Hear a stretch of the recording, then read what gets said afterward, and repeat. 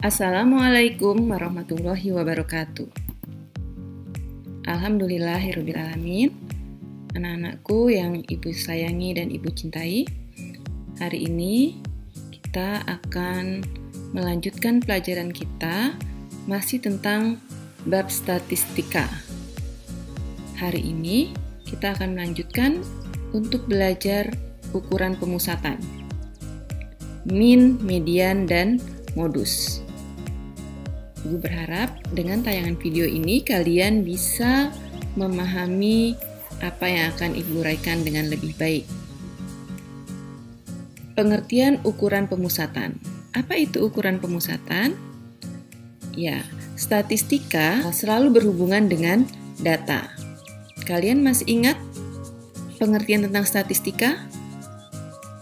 Ya, statistika adalah ilmu yang mempelajari bagaimana cara mengolah data, mulai dari menyajikan data, kemudian menganalisa data, kemudian kita mengambil kesimpulan dari data tersebut. Pada pertemuan sebelumnya, kalian sudah belajar tentang cara menganalisa data dari bentuk diagram batang, diagram garis, maupun diagram lingkaran. Nah, hari ini kita akan belajar tentang pengertian ukuran pemusatan. Jika kita diberikan suatu data, misalnya tentang nilai ulangan matematika, biasanya pertanyaan yang muncul berikutnya adalah, berapa sih nilai rata-ratanya? Berapa sih nilai rata-rata ulangan matematika di kelas 8A misalnya? Ya. Nah, nilai rata-rata ini adalah salah satu dari ukuran pemusatan. Artinya, secara kasat mata, kita bisa memperkirakan nilai rata-rata dengan cara melihat angka yang sering muncul ada di kisaran berapa sih? Nah, ada 3 jenis ukuran pemusatan. Yang pertama disebut min atau rata-rata. Yang kedua, median atau nama lainnya adalah nilai tengah. Median atau nilai tengah ini syaratnya setelah data itu diurutkan dari kecil ke besar atau sebaliknya. Yang ketiga disebut modus, yaitu nilai yang paling sering muncul. Jadi ada 3 jenis ukuran pemusatan. Kita bisa menentukan ukuran pemusatan dengan 3 alat ini, rata-rata, median, dan modus. Bagaimana cara menentukan min, median, dan modus? Nah, perhatikan tabel berikut ini. Kita akan belajar dulu bagaimana menentukan min atau rata-rata. Perhatikan tabel berikut ini. Berapakah usia rata-rata Presiden dan Wakil Presiden Indonesia saat dilantik pertama kali? Nih, ada data tentang usia Presiden dan Wakil Presiden di Indonesia. Bapak Soekarno 44 tahun ketika dilantik, Bapak Muhammad Hatta 43 tahun, Bapak Soeharto 46 tahun, Sri Sultan Hamengkubuwono ke-9 61 tahun, Adam Malik 61 tahun, Umar Wirahadikusuma 59 tahun, Sudarmono 61 tahun, Tri Sutrisno 58 tahun. Kemudian B.J. Habibie 62 tahun, Abdurrahman Wahid 59 tahun, dan seterusnya. Bagaimana menghitung rata-ratanya? Nah, berdasarkan data di atas, kita bisa menghitung usia rata-rata Presiden dan Wakil Presiden di Indonesia saat pertama kali dilantik dengan cara menjumlah semua usia Presiden dan Wapres dibagi banyaknya orang. Gimana itu maksudnya? Tadi kan udah ditulis tuh ya, Pak Soekarno 44 tahun. Nah, semua usianya itu kita tambah. 44, ditambah 43, ditambah 46, ditambah 61, dan seterusnya. Dibagi 16 orang. Dari mana 16 orang? Tadi di tabel sebelumnya terlihat bahwa Presiden dan Wakil Presidennya dalam tabel ada 16 orang. Setelah itu kita jumlah, didapatlah nilainya sama dengan 56,6 tahun. Maka bisa kita ambil kesimpulan bahwa usia rata-rata Presiden dan Wakil Presiden di Indonesia saat pertama kali dilantik adalah 56,6 tahun. Mudah ya. Untuk rata-rata sama seperti kalian menghitung misalnya ada nilai ulangan matematika. Berapa nilai rata-ratanya? Tentunya kita jumlahkan semua nilai ulangan yang ada dibagi dengan banyaknya siswa. Baik, supaya lebih paham lagi, Ibu akan memberikan contoh soal yang berikutnya. Contoh kedua, tabel di bawah ini menunjukkan nomor sepatu anak yang mewakili sekolah dalam ajang pekan olahraga di kabupaten. Coba kita lihat. Nah, ini nomor sepatunya. Ada yang ukurannya 40, 37, 39, 40 lagi, dan seterusnya. Ada berapa orang nih ya? Coba kita lihat ada berapa ya? 1, 2, 3, 4, 5, 6, 7, 8, 9, 10. Ada 10 siswa. Pertanyaannya, tentukan nomor sepatu yang mana yang dapat mempengaruhi nilai rata-rata. Tentukan rata-rata dengan dan tanpa nilai dari poin A. Apa nih maksudnya? Nah, maksudnya gini. Kalau kita lihat data ini, ternyata dari data ini ada data yang aneh sendiri, yaitu nomor sepatu 28. Rata-rata nomor sepatunya kan 37, 38, 39, 40. Tiba-tiba ada nomor 28.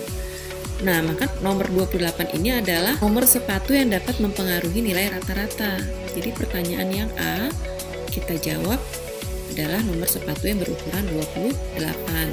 Kenapa? Karena jauh lebih kecil dibandingkan ukuran sepatu yang lain. Kemudian yang B, tentukan rata-rata nomor sepatu yang akan dipakai jika menggunakan semuanya nih.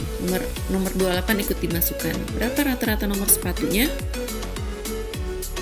Rata-rata 37,9.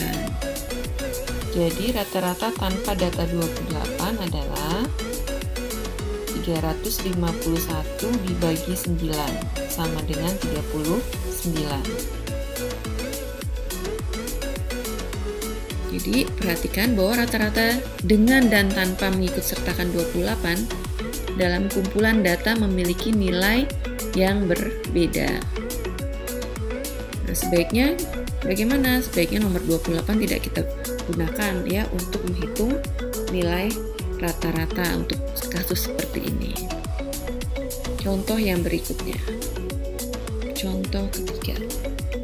Ada rata-rata nilai ulangan matematika dari 11 siswa. Rata-rata nilai ulangannya 7,2. Jika nilai ulangan Romi tidak diikutkan, karena dia ternyata mengaku bahwa dia mendapatkan jawabannya dari hasil menyontek, maka nilai rata-rata tersebut berubah menjadi 7. Tentukan nilai ulangan Romi yang sebenarnya berapa. Oke, bagaimana nih menyelesaikannya?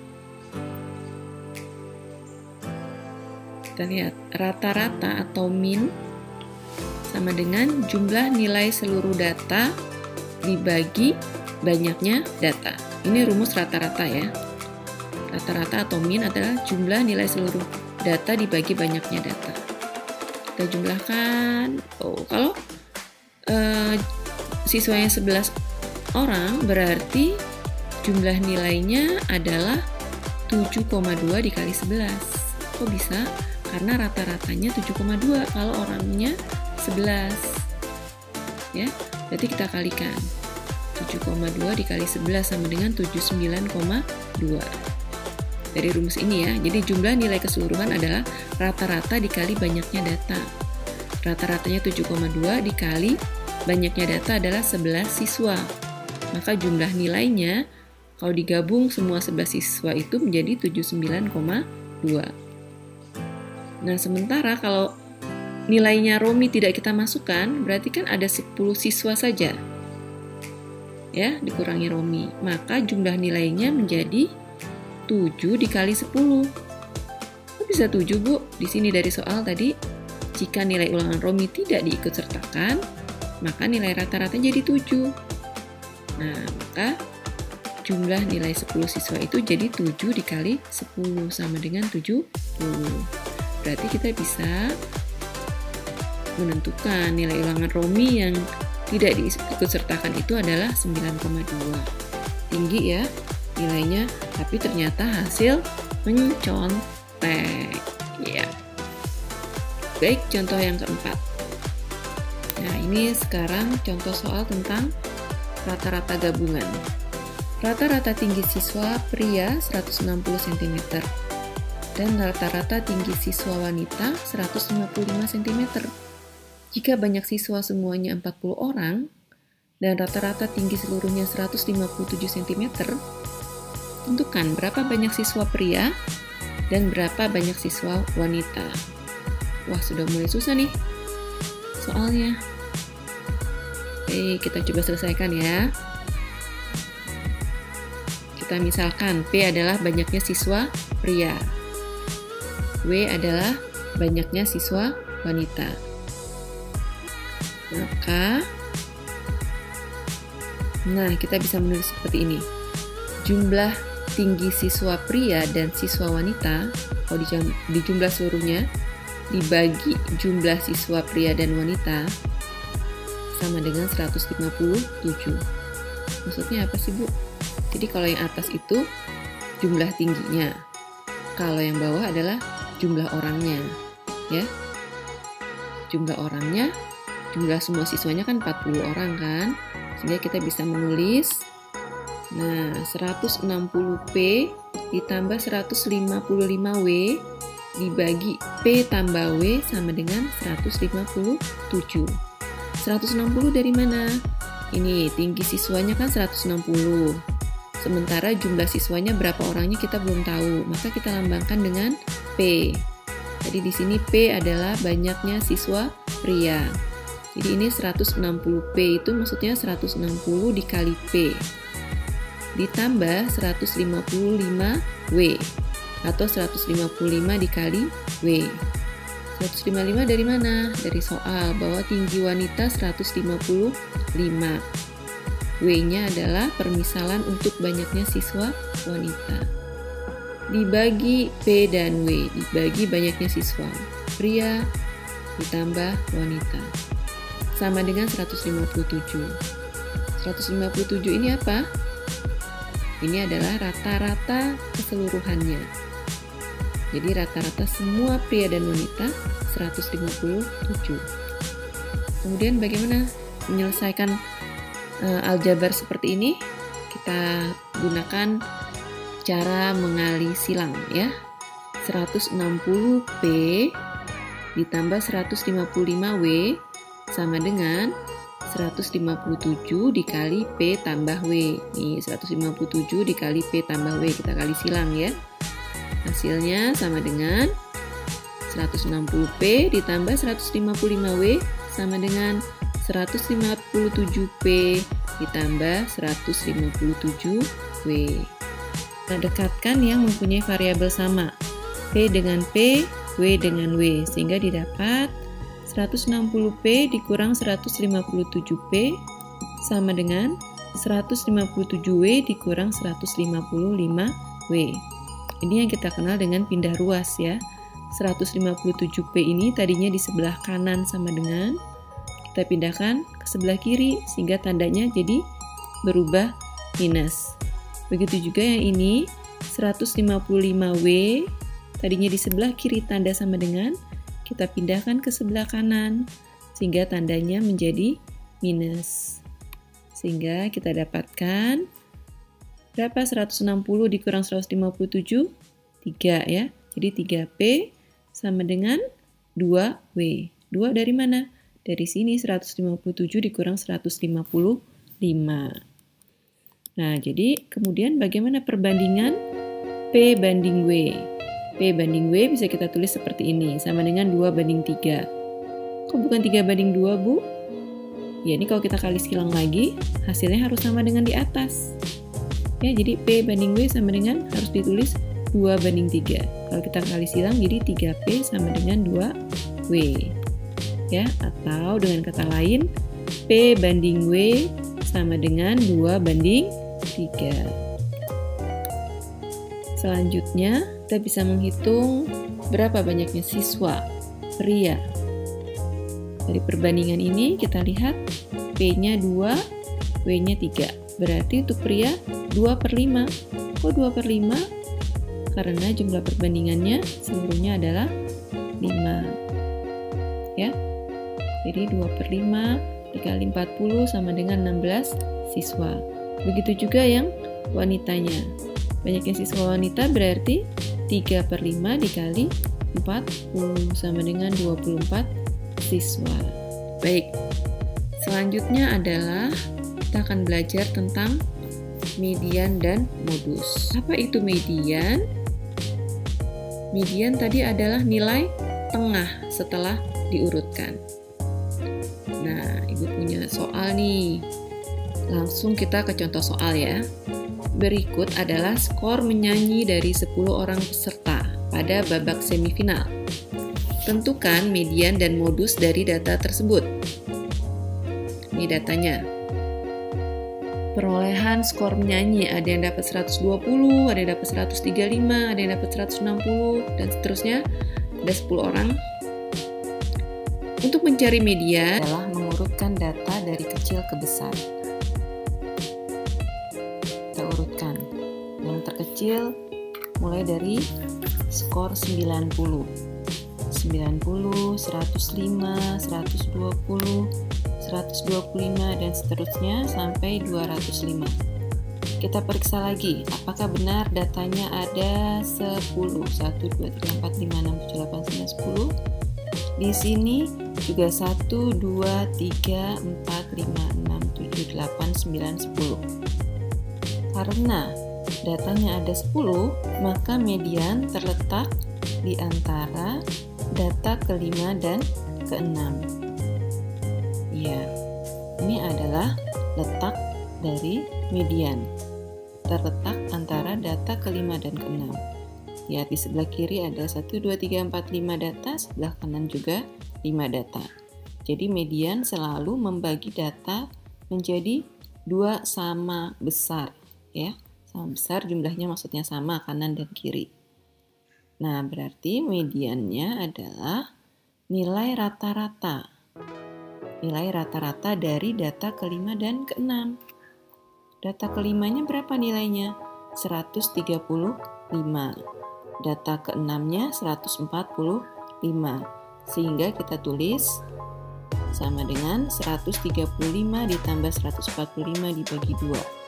Sama dengan 280 dibagi 2 sama dengan 140. Maka dikatakan mediannya sama dengan 140. Bagaimana dengan modusnya? Modus adalah nilai yang paling sering muncul. Dari tabel sini terlihat bahwa 160 adalah satu-satunya skor yang muncul 2 kali. Sehingga bisa kita tentukan bahwa modusnya adalah 160. Lihat, median dan modus tidak selalu sama dan tidak selalu berdekatan. Ada kalanya berdekatan hampir sama, misalnya median 140, modus juga mendekati 140. Tapi pada data ini cukup jauh bedanya ya. Mediannya 140 sementara modusnya 160. Contoh yang kedua. Ada ukuran sepatu dari 15 orang siswa kelas 8. Ukurannya seperti berikut.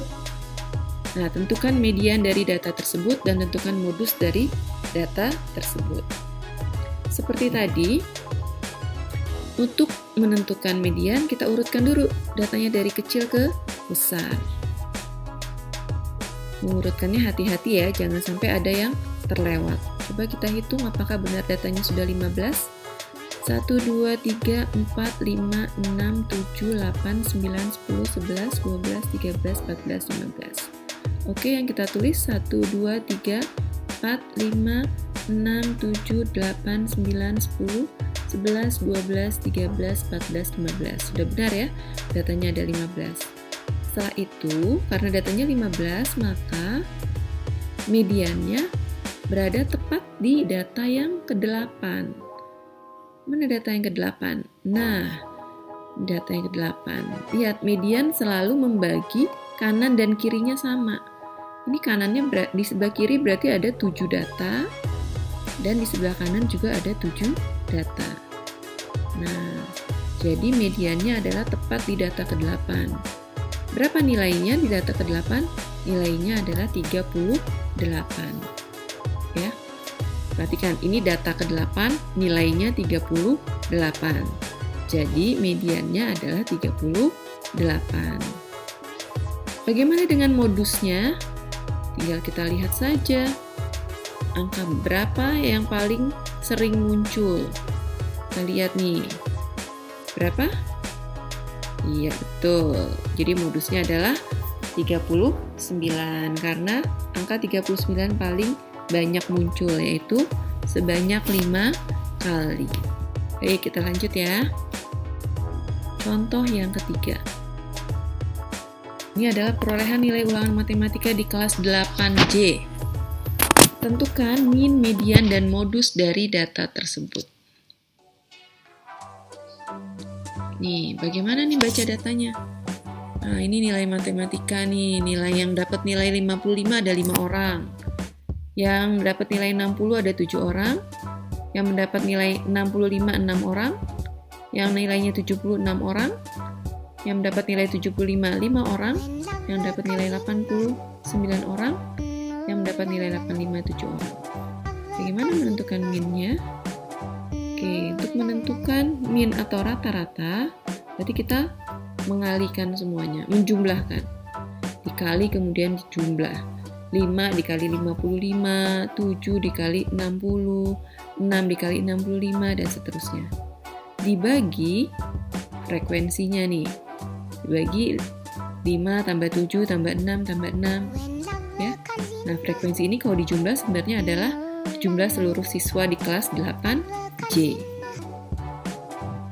Sama dengan 3.195 dibagi 45. Iya, sama dengan 71. Jadi nilai rata-ratanya adalah 71. Nilai rata-rata nilai ulangan matematika di kelas 8J. Kemudian bagaimana menentukan mediannya? Untuk menentukan median, perhatikan, data ini sudah terurut belum? Kan harus diurutkan ya kalau median. Kalau kita perhatikan, datanya sudah terurut karena ditulis dari mulai yang kecil. 55, 60, 65, 70, 75, 80, dan 85. Tapi kan datanya banyak, ada 45. Apakah perlu kita tulis ulang sampai 45 gitu? Berarti tidak perlu ya. Kita lihat saja jumlah siswanya 45. Nih, kita perhatikan bahwa data sudah terurut dari 55 sampai 85.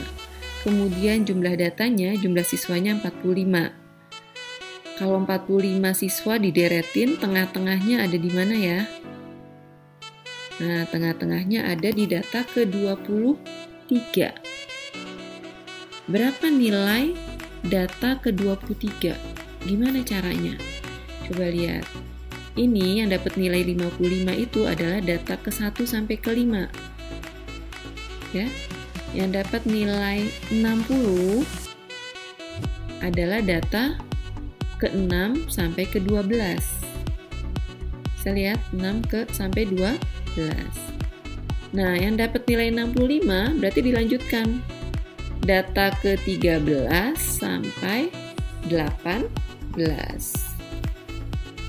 Kemudian yang dapat nilai 70, ini tadi 5 tambah 7 12, 12 tambah 6 18. Berarti di sini data ke-19 sampai ke-25. Berarti data ke-23 ada di sini. Jadi berapa dong mediannya? Betul, mediannya adalah 70. Karena data ketiga nilainya adalah 70. Oke, lanjut ya. Tinggal mencari modus. Modus adalah data yang paling sering muncul. Berarti yang paling banyak dapat nilai itulah modusnya. Kita lihat dari frekuensinya. Yang paling tinggi frekuensinya adalah di angka 80. Ada 9 orang yang dapat 80. Berarti bisa kita katakan modusnya adalah 80 karena frekuensinya paling banyak. Nah, anak-anak, tadi di awal sudah disampaikan bahwa min, median, dan modus adalah 3 jenis ukuran pemusatan. Dari contoh ini, ya, saya ulangi, min, median, dan modus adalah 3 jenis ukuran pemusatan. Tiga-tiganya bisa dipakai. Tapi ternyata tidak selalu mempunyai nilai yang sama. Kita lihat di sini, setelah dicari rata-ratanya adalah 71. Kemudian mediannya adalah 70. Ini berdekatan ya, 70 dan 71 nilainya berdekatan. Tapi ternyata modusnya bukan di 70 dan 71. Ternyata modusnya adalah 80. Jadi, ketiga ukuran pemusatan ini kadang-kadang bernilai hampir sama, kadang-kadang sangat jauh berbeda, ya. Jadi tergantung bagaimana data yang kita punya. Baik. Masih ada satu contoh soal lagi kalau tidak salah. Iya. Berikut ini adalah data nilai ujian matematika 20 siswa kelas 8E SMP Ceria. Ya, datanya seperti ini. Kalian diminta yang pertama, buat tabel frekuensi dari data di atas. Yang B, hitunglah nilai min, median, dan modus dari data tersebut. Nah, ada satu tambahan pertanyaan lagi. Jika nilai minimum kelulusan adalah 75, berapakah persentase siswa yang tidak lulus dalam ujian tersebut? Kita jawab satu persatu ya. Membuat tabel frekuensi. Apa itu tabel frekuensi? Tabel frekuensi itu adalah tabel yang menggambarkan berapa banyak setiap nilai diperoleh oleh siswa. Maksudnya gini. Nah, nilai ujian yang dapat nilai 50 ada berapa orang? Oh, 1 orang. Yang dapat nilai 60 ada berapa orang? 3 orang. Sebelum sampai ke sini, biasanya prosesnya kita menggunakan turus dulu ya. Contreng 50, 1 orang pakai lidi gitu. Dihitung lidinya ada berapa? Oh, ada 3, ditulis 3. 70 ada berapa orang? Lidinya ada 4, dan seterusnya. Ini disebut tabel frekuensi. Tabel frekuensi ini dibuat untuk mempermudah menghitung nilai rata-rata dan nanti menentukan median. Oke, selanjutnya kita coba menghitung nilai rata-rata. Seperti tadi, menghitung nilai rata-rata berarti tinggal kita kalikan. 50 kali 1, 60 kali 3, 70 kali 4, ya. 80 kali 6, 90 kali 4, 100 kali 2. Kemudian kita jumlah, dibagi jumlah frekuensinya. Jumlah frekuensi itu ini, 1 ditambah 3, tambah 4, tambah 6, tambah 4, tambah 2. Kita dapat hasilnya sama dengan 1550 dibagi 20, sama dengan 77,5. Selanjutnya menentukan median. Median adalah nilai tengah. Ada berapa tadi? Siswanya ada 20. Berarti tengah-tengah data tersebut ada di antara data ke-10 dan ke-11. Ya. Median merupakan rata-rata dari data ke-10 dan ke-11. Data ke-10 nilainya berapa? Kita lihat dari tabel frekuensi ini. Yang dapat 50 1 orang, yang dapat 60 3 orang. Berarti nilai 60 itu adalah dimulai dari data ke-2, 3, dan 4. Ya. Kemudian yang dapat 70 ada 4 orang. Berarti ini adalah data ke-4 sampai ke data ke-9. Kemudian yang dapat 80 ada 6 orang. Ini dimulai dari data ke-10. Ya, mulai data ke-10 sampai ke-16 dapat 80 nilainya. Median adalah tengah-tengah dari data yang kita punya. Ini kalau kita urutkan seperti ini, maka mediannya ada di tengah-tengah data ke-10 dan ke-11. Ya. Jadi median sama dengan 80 tambah 80 dibagi 2. Sama dengan 80. Ini kebetulan data ke-10 dan ke-11-nya sama-sama 80 ya. Jadi mediannya sama. Modus bagaimana? Modus adalah yang paling sering muncul. Kita lihat angka 80 sampai 6 orang yang mendapatkan nilai 80, maka modusnya adalah 80. Modus paling gampang ya, menghitungnya tinggal melihat mana yang paling banyak frekuensinya. Nah, sekarang pertanyaan yang C. Jika nilai minimum kelulusan adalah 75, berapakah persentase siswa yang tidak lulus dalam ujian tersebut? Nilai kelulusannya 75, berarti kalau 70 ini belum lulus nih. Ya, 70, kita lihat berarti ada berapa orang nih yang nggak lulus ya? Kita bisa lihat dari sini 1 tambah 3 tambah 4. Ada 8 orang. Coba ya kita lanjutkan penjelasannya. Nah, kita lihat ya. Kalau nilai kelulusannya 75, berarti yang tidak lulus ada 1 tambah 3 tambah 4, ada 8 orang. 8 orang dari 20 siswa. Berapa jadi persentasenya? Iya, tinggal kita bagi. 8 dibagi 20 dikali 100%. Jadi ada 40% siswa yang tidak lulus. Sedih deh kalau nggak lulus. Ya, itu anak-anakku semua penjelasan tentang ukuran pemusatan serta contoh-contoh soalnya.